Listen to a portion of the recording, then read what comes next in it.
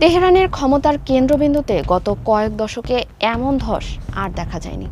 Iran, যা একসময় পশ্চিমা বিরোধী শক্তির প্রধান অক্ষ হিসেবে পরিচিত ছিল, আজ তার শীর্ষ নেতৃত্বের ধ্বংসস্তূপের উপর দাঁড়িয়ে। গত ২৮ ফেব্রুয়ারি থেকে শুরু হওয়া যুক্তরাষ্ট্র ও ইসরায়েলের বিধ্বংসী যৌথ অভিযানে একে একে নিভে গেছে ইরানের ক্ষমতার প্রদীপগুলো। সর্বোচ্চ নেতা আয়াতুল্লাহ আলী খামেনি থেকে শুরু করে সামরিক ও গোয়েন্দা বিভাগের শীর্ষ সারির প্রায় ডজন খানেক নেতা নিহত হয়েছেন। এই নেতৃত্ব শূন্যতা ইরানকে এক অনিশ্চিত গন্তব্যের দিকে ঠেলে দিয়েছে। রাজনৈতিক ও নীতি নির্ধারক নেতৃত্ব আয়াতুল্লাহ আলী খামেনি। ১৯৮৯ সাল থেকে ইরানের সর্বোচ্চ ক্ষমতার অধিকারী ছিলেন খামেনি। তিনি ছিলেন দেশটির সশস্ত্র বাহিনী, বিচার বিভাগ এবং রাষ্ট্রীয় গণমাধ্যমের প্রধান নিয়ন্ত্রক। ৩ দশকের বেশি সময় ধরে তিনি ইরানের পশ্চিমা বিরোধী কঠোর অবস্থান এবং পারমাণবিক কর্মসূচির প্রধান পৃষ্ঠপোষক ছিলেন। ২৮ ফেব্রুয়ারি তেহরানে নিজস্ব বাসভবনে বিমান হামলায় তার মৃত্যু ইরানের ইসলামী বিপ্লবের ইতিহাসে সবচেয়ে বড় ধাক্কা।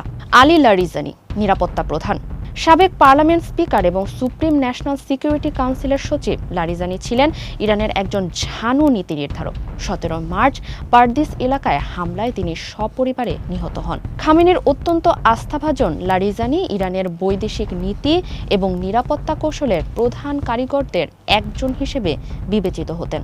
ইসমাইল খাতিব, গোয়েন্দা প্রধান, ২০২১ সাল থেকে ইরানের গোয়েন্দা মন্ত্রণালয়ের নেতৃত্বে ছিলেন এই কট্টরপন্থী ধর্মগুরু। ১৮ মার্চ ইসরায়েলি অভিযানে তার মৃত্যু হয়। তিনি ইরানের অভ্যন্তরীণ নিরাপত্তা রক্ষা এবং বিদেশি গুপ্তচর নেটওয়ার্ক দমনের প্রধান দায়িত্বে ছিলেন। তার মৃত্যুতে ইরানের গোয়েন্দা বলয়ে বড় ধরনের ফাটল তৈরি হয়েছে। আলী শামখানি, খামেনির প্রধান উপদেষ্টা।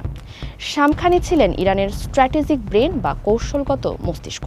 খামেনির এই ঘনিষ্ঠ সহযোগী পারমাণবিক নীতি এবং আঞ্চলিক কূটনীতিতে মূল ভূমিকা পালন করতেন। ২৮ ফেব্রুয়ারি সর্বোচ্চ নেতার সাথেই এক হামলায় তার মৃত্যু হয়।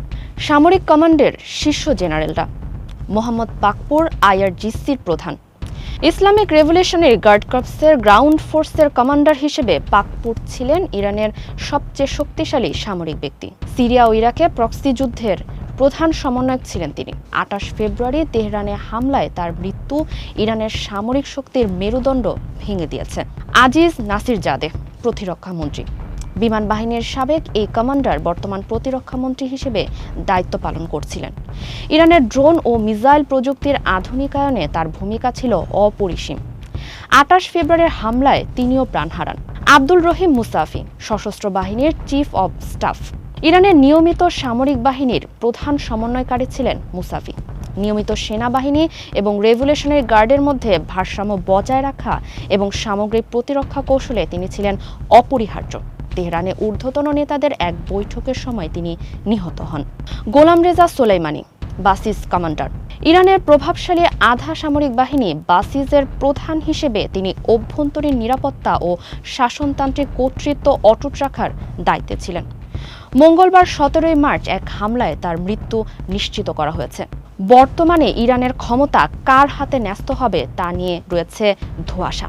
আন্তর্জাতিক নিরাপত্তা বিশ্লেষকদের মতে ইরানের এই সম্মিলিত নেতৃত্বের প্রস্থান মধ্যপ্রাচ্যের ভূ রাজনীতিতে এক মহাপ্রলয় তৈরি করতে পারে।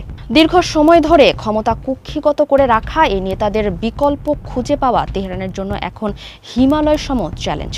তবে আন্তর্জাতিক সম্প্রদায় শঙ্কিত যে এই নজিরবিহীন ঘটনার প্রতিশোধ নিতে ইরানের অবশিষ্ট অনুগত বাহিনী বা তাদের সমর্থিত গোষ্ঠীগুলো কোনো চরম পদক্ষেপ নেবে কিনা। এই সংঘাত কেবল মধ্যপ্রাচ্য নয়, বরং গোটা বিশ্বের স্থিতিশীলতাকে নাড়িয়ে দিয়েছে। ফারিহা আহমেদ, মানবকণ্ঠ।